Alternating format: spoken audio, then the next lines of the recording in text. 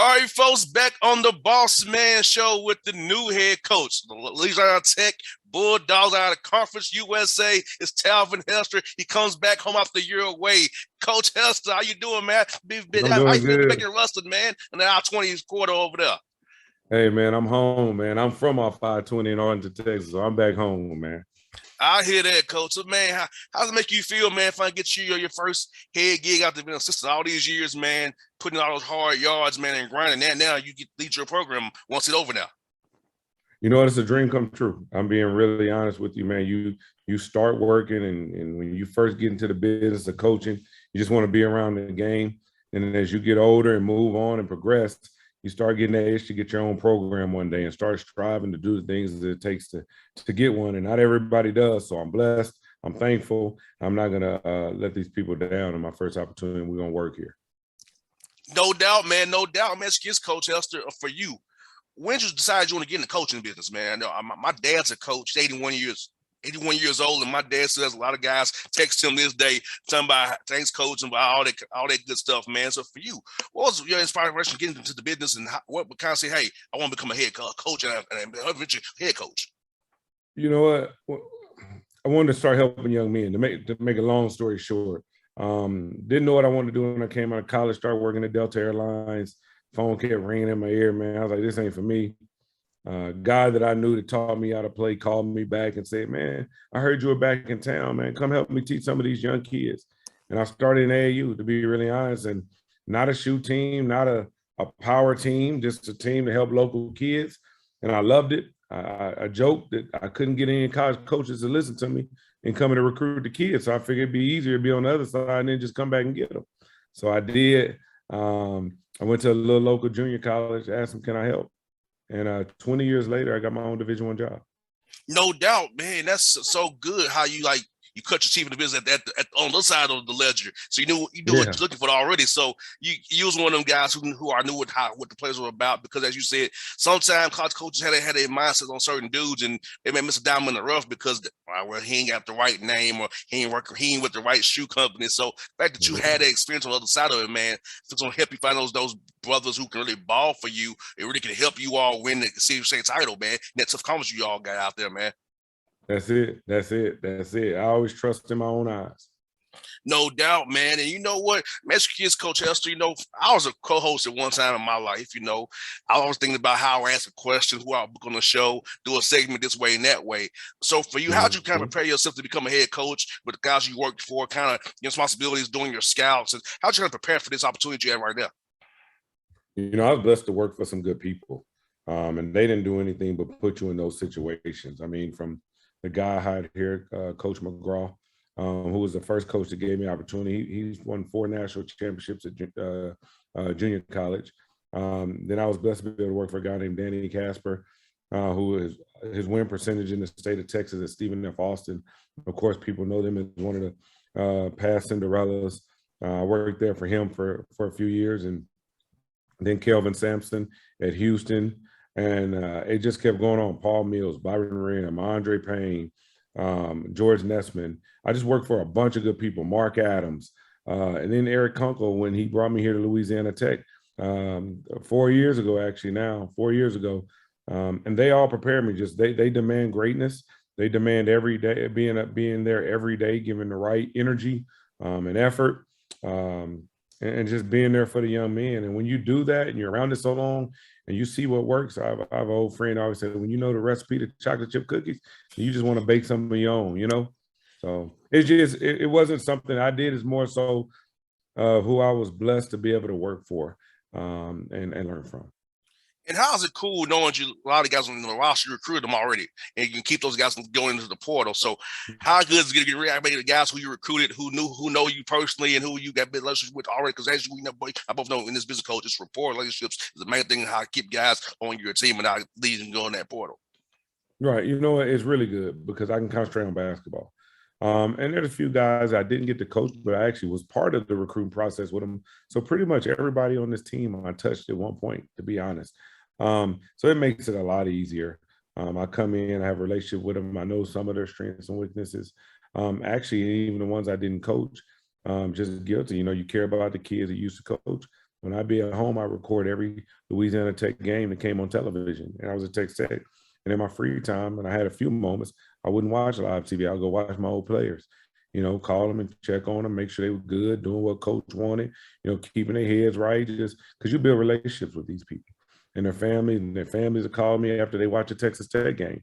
And I'm talking to them about what I saw in their game, just so I've had a relationship with them and I've got to see how they can help and how I think I can use them. So we've been able to jump right in the gym and basketball, get our workouts in, kind of do some things, see what else we can add on, and hopefully we can add to it and start dancing soon. And no doubt, and how important it is having those 8 weeks of summertime to work out because get guys better. Because player development pieces are a piece that fans don't really realize is very key and vital. It happens during the spring and in the summertime because during the season you're just focusing on the next opponent and getting the whole team ready to play, not your individual games. Exactly. This is a time where you work on individual development and skill development because, like you say, once November starts or late September, I should say, with practice, you're all focused on team. But it is important, especially for a guy like me who got my first job, because they have to learn me also. I think that's the biggest curve. I know a lot of them. I know a lot of their personalities. I know what makes them tick, but they got to learn who I am as a head coach. And that's what this summer is going to be about. Them learning me, what I expect, what I demand. And then we'll go from there. We'll try to get some games in, some inter squad games, letting them play so I can give them some of the things that we'll do and won't do, and then we'll move forward. And for you, Coach Hester, what's going to be the ideal Bulldog for you to what you want the young man in your program going forward, man? You know what? Ideal, good young man, plays hard, loves the game. If you can start with that basis, you can work with them on a lot of things. When you love the game, you're willing to want to get better, get pushed to get better. You eliminate some of the distractions off the court and really focus in on your academics and your game. And I say your academics because they are students. But also, I tell kids, don't let something, let's say you don't love school, but it's a part of what this is. So you got to do it to do the court stuff. So good kids, want a degree, willing to work. We'll work from there. And what's good about Rustin is down street from Grambling, so it's stuff to do there as well. It's people. That's a smaller town, but it's stuff around that you can go do. And being in a smaller town, not being in Atlanta, like I'm in Atlanta, so you can focus on your craft more so than just so you would here. Because here you're gonna be out in the streets a little bit. I don't care who you are. so being down there, you can focus on your craft more so than you could in a big town like Atlanta or Birmingham, somewhere like that. No doubt. I mean, we tell people we want guys that are all about ball. At the end of the day, you got to be all about basketball because at the end of the day, there is college students running around here everywhere. There is. But at the end of the day, it's not much to do outside of the basketball. There's school. You can hang out with the college students. You can love ball and be in the gym. And we want guys who want to be in the gym. Like they get it from being in the gym. So that's what we'll look for. No doubt. And you know what's also good, man, being down where you at, you can get 500-mile radius. You can get to Texas, Mississippi, Alabama, and find players, Arkansas as well. Talk about being in the area you are. You can find the right gyms, and you get the guys come from Atlanta, come over there. Well, people from little Tennessee, maybe if they want to. So about being in the area you are to get the right guys to come there, and you can kind of cast your net outwards and get there in the car and or with a plane if you had to. Right. So being in Rustin, Louisiana, we are 5 hours from Dallas, Houston, New Orleans, Memphis, Little Rock, Jackson, Baton Rouge. I don't want to leave many cities out, but there's a bunch of cities in there that got a lot of talent. And we want to cast that out to all of them. And this school, like you say, then every now and then you can plug one from a little further from in Atlanta.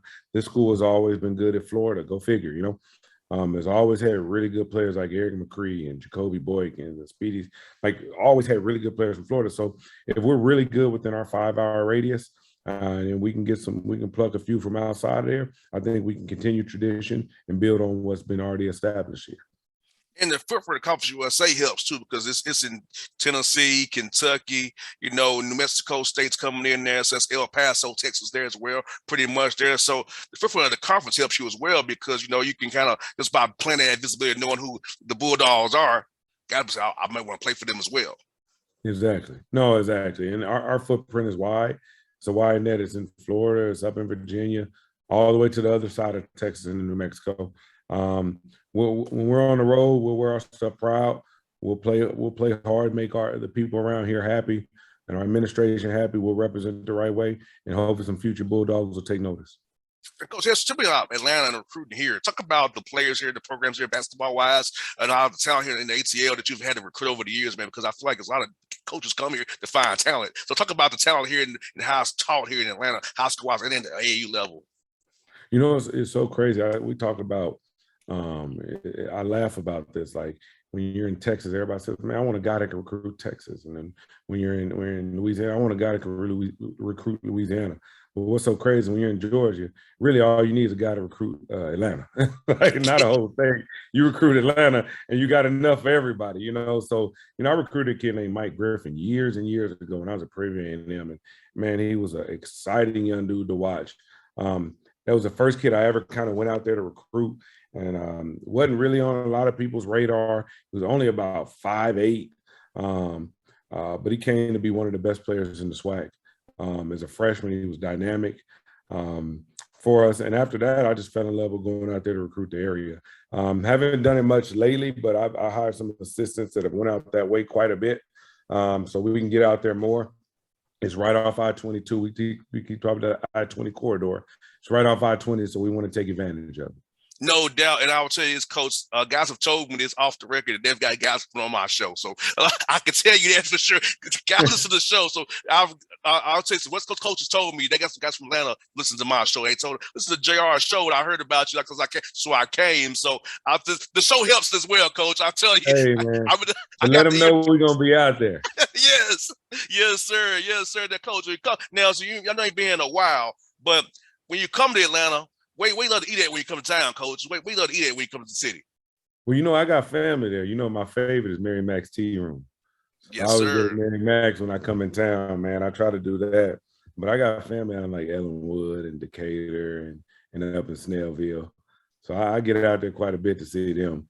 But yeah, Mary Mac's that's my go-to when I come in town, man. Coach, when we come to, I'm gonna take you off air. You gotta come to see. I live in Stockbridge. I get that far from Ellenwood. I'm not that far from 675. I'm really in Stockbridge, so that's why I'm off exit 1 off 675. Yeah. So I'm right there where your people at, man. Yeah. So we gotta get up for sure, man. We definitely gotta get up. I hit you when I'm that way, man. Yeah, my aunt lives out that way. My little cousin. Well, I call them little, but we all grown now, but. They all live out that way, so I'm pretty excited about being able to go out there, not only recruit, but to see my family a little more. No doubt. I got one more for you, Coach. Non-conference play, man. That's something that's very important for new head coaches, getting your own schedule done. I know this year's probably already done for you, but when you get to handle your own schedule, man, you're gonna be going. How do you want to see yourself approaching that to make sure you guys are ready for that tough CUSA play, man? Yeah, you know, we're gonna challenge ourselves in the non-conference. You know. We're going to challenge ourselves in the non-conference. We want to also give our fans enough home games so they can see us, man. We got a great home court advantage here. So we'll schedule tough. We'll schedule to be prepared for our conference opponents. And then, like I say, when Conference USA starts, it's a dogfight every night. No doubt. Well, I'm gonna make sure I see you in Middle Tennessee. That's probably the closest one to me is Middle Tennessee. Unless Charlotte, Charlotte, y'all call that they left. Charlotte, if I'm not mistaken, they'll still be there next year. Okay, yeah, I know I usually can catch you all either at over Charlotte there. Or Middle 10. Yeah. Yep. So yeah, and Middle 10 or UAB as well. I think they'll say they ain't leaving. UAB, yeah, that's another one. But stay tuned. Like I said, we aren't finished with our schedule yet. Who knows? We might be out that way a little closer. No doubt. Well, Coach Hester, man, good to catch you with you the first time, man. We'll do this again real soon. We gotta hang out when we come to the A, man. We gotta hang out for real, man. Let's do it. We're going to do that. And then, like I say, first stop, though, Mary Mac's. Hey, I'm with it 100%. All right, man. Appreciate it, Coach. Appreciate you.